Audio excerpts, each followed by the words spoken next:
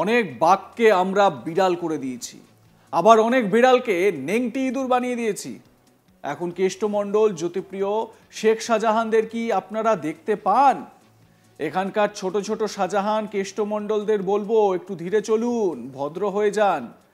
এখন থেকে বিজেপির সঙ্গে ভালো ব্যবহার করুন, না হলে কাহারও সমান নাহি যায়। রবিবার 24শে মার্চ বিকেলে উদয়নারায়ণপুরের সিংটিতে বিজয় সংকল্প সভা থেকে এই কথাই বলেন রাজ্যের বিরোধী দলনেতা শুভেন্দু অধিকারী। অর্থাৎ বোঝাই যাচ্ছে হুমকির সুর একেবারে পরিষ্কার। শুভেন্দু অধিকারী প্রকাশ্য মঞ্চ থেকে কি হুঁশিয়ারি দিয়েছেন শুনুন।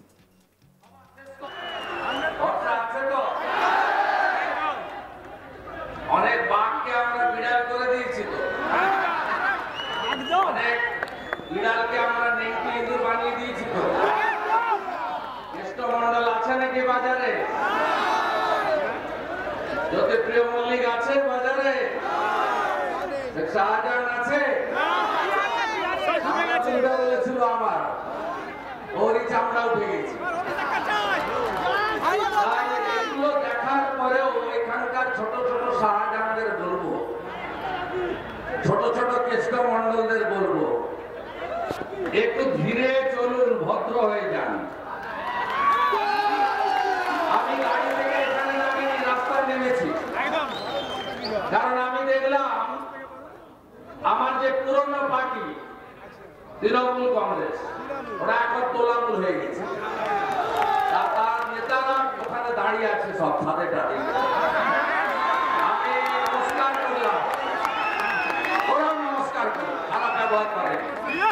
আর বললাম যে বন্ধুরা, শান্তি রাখতে হবে, চিরদিন কাহারও সমান।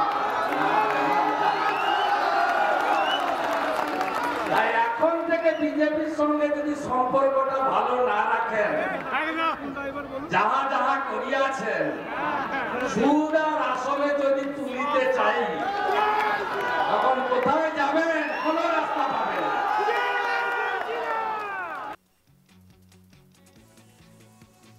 এদিন বিরোধী দলনেতা বলেন, এবারে নির্বাচনে বদলা নিতে হবে, তবে এই বদলা ওদের মতো নয়, আপনাদের ইভিএমে বদলা নিতে হবে। শুভেন্দু অধিকারী বলেন, আমাদের দায়িত্ব শান্তিপূর্ণ ভোট করানো।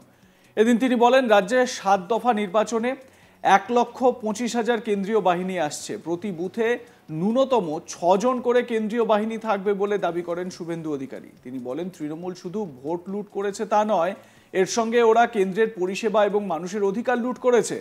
এদিন শুভেন্দু অধিকারী বলেন, ইন্ডি জোটের পিন্ডি চটকে গিয়েছে, ইন্ডি জোটের এখন কোনো অস্তিত্ব নেই। এদিন বলেন, আজকের সভার পর যদি কেউ বিজেপির কর্মীদের কেশাগ্র স্পর্শ করেন তাহলে আমি আসব। এদিনের এই সভায় উদয়নারায়ণপুর পঞ্চায়েত সমিতির কর্মাধ্যক্ষ প্রশান্ত দে সহ শতাধিক তৃণমূল কর্মী বিজেপিতে যোগ দেন। দলে যোগ দেওয়া কর্মীদের হাতে দলীয় পতাকা তুলে দেন বিজেপির গ্রামীণ জেলা সভাপতি অরুণ উদয় পাল চৌধুরী। প্রসঙ্গত, শনিবার 23শে মার্চ হাওড়ার জগৎবল্লভপুরে বিজয় সংকল্প সভা করেন বিরোধী দলনেতা। এই সভায় তৃণমূল থেকে বিজেপিতে যোগ দেন প্রায় 500 জন কর্মী। এই সভাতেই বিস্ফোরক মন্তব্য করেন শুভেন্দু। তার অভিযোগ, ভোটের মুখে রাজ্য পুলিশ রাজ্য সরকারের দলদাসে পরিণত হয়েছে, একের পর এক মিথ্যা মামলায় ফাঁসানো হচ্ছে দলীয় কর্মীদের। এরপরই শুভেন্দু অধিকারী বলেন, নির্বাচন কমিশনকে বলবো, পুলিশকে শুধু ভোটের দিন নয়, এখন থেকে পশ্চিমবঙ্গের পুলিশকে সরিয়ে রেখে প্রয়োজন হলে অন্য রাজ্য থেকে পুলিশ নিয়োগ করে এই রাজ্যে আইনের শাসন প্রতিষ্ঠা করা হোক। তার কথা, এইভাবেই রাজ্যের গণতান্ত্রিক নির্বাচনী পরিবেশ বজায় থাকবে। শুভেন্দু অধিকারী কি বলছেন তার ভাষণে শুনুন। গোটা রাজ্য জুড়ে বেছে বেছে বিজেপি কর্মীদেরকে মিথ্যা মামলা দেওয়া হচ্ছে, 107-এর নোটিশ কাটা হচ্ছে, সব থানা এলাকাতে এটা করা হচ্ছে। পুরনো মামলায় ভারতীয় জনতা পার্টির কার্যকর্তাদেরকে ট্যাগ করা হচ্ছে। গতকাল রাত্রেও খেজুরিতে আমাদের মহিলা কর্মীদের, তফসিলি জাতি দলিত পরিবারগুলোর উপর আক্রমণ হয়েছে। আজকে ভোরবেলা ধানের ক্ষেত থেকে পিংলাতে আমাদের একজন অঞ্চল কনভেনারের ভাইকে মৃত অবস্থায় ক্ষতবিক্ষত পাওয়া গেছে। তার দেহ রেখে ওখানে ঘাটালের প্রার্থী হিরণ চট্টোপাধ্যায় এবং ঘাটাল সাংগঠনিক জেলার সভাপতি তন্ময় দাস বিক্ষোভ দেখাচ্ছেন। পুলিশ দলদাসের মতো আচরণ করার চেষ্টা করছে। আমরা ইলেকশন কমিশনকে বলবো, পশ্চিমবঙ্গে থেকে পুলিশকে শুধু ভোটের দিন নয়, এখন থেকে সরিয়ে রেখে প্রয়োজন হলে অন্য রাজ্য থেকে পুলিশ অফিসারদেরকে নিয়োগ করে এই রাজ্যে আইনের শাসন, গণতন্ত্র এবং বহুদলীয় যে গণতান্ত্রিক ব্যবস্থাপনা, অর্থাৎ নির্বাচনে লেভেল প্লেইং ফিল্ড, অর্থাৎ নির্বাচন পরিবেশ প্রচারের সুযোগ, এটা করার ব্যবস্থা গ্রহণ করতে হবে। শুভেন্দু এদিন আরো বলেন, অনেক তথ্য গোপন করার চেষ্টা হচ্ছে, কিন্তু রাজ্য সরকার সঠিক তথ্য দিতে বাধ্য। তিনি বলেন, সংখ্যালঘুদের মুখ্যমন্ত্রী তেজপাতা মনে করেন, যা রান্নায় দেওয়া যায় কিন্তু খাওয়া যায় না। অধিকাংশ সংখ্যালঘু সরকারি সুবিধা থেকে বঞ্চিত হচ্ছে।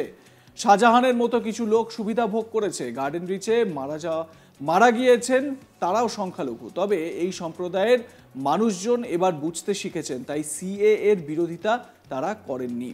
কি বলছেন এ বিষয়ে শুভেন্দু অধিকারী, শুনে নিন। সংখ্যালঘুরা বুঝেছেন বলে শান্তিপূর্ণ উপায়ে রাম মন্দির উদ্ঘাটন হয়েছে 22শে জানুয়ারি। কোথাও অশান্তি করতে পারেননি, কারণ সংখ্যালঘুরা বুঝেছে কোর্টের লড়াইয়ের পরে সুপ্রিম কোর্টের নির্দেশে রাম মন্দির নির্মিত হয়েছে। সংখ্যালঘুরা বুঝেছেন সিএতে শরণার্থীদের নাগরিক দেওয়া হয়, নাগরিকত্ব কাড়া হয় না। অথচ এই সিএকে এনআরসির নাম করে চালিয়ে সাঁতরাগাছিতে 37টা বাস একদিনে পুড়িয়েছিলেন মমতা ব্যানার্জির উস্কানিতে।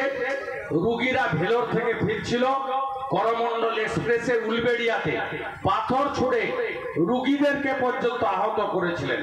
পরবর্তীকালে নুপুর শর্মার ইস্যু নিয়ে গোটা হাওড়াকে আপনারা জ্বালিয়েছেন এবং উলবেড়িয়ার পার্টি অফিসে আগুন লাগিয়ে দিয়েছিলেন। এবারে সংখ্যালঘুরা বুঝেছেন যে মমতা ব্যানার্জির পাতা ফাঁদে পা আমরা দিলে আমাদের ক্ষতি, সমাজের ক্ষতি, দেশের ক্ষতি, রাজ্যের ক্ষতি। তাই মমতা ব্যানার্জির পাতা ফাঁদে কেউ পা দেননি। তারা মুখ ঘুরাতে শুরু করেছেন। সাগরদিঘি তার প্রমাণ, বালিগঞ্জ তার প্রমাণ, আগামী দিনে নির্বাচনেও তার প্রমাণ।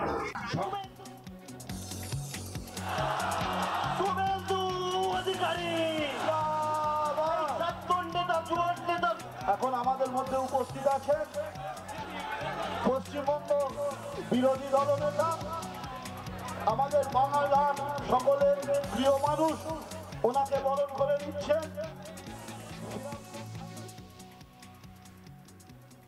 দেখতে থাকুন আজ তাক বাংলা, কমেন্ট করতে ভুলবেন না।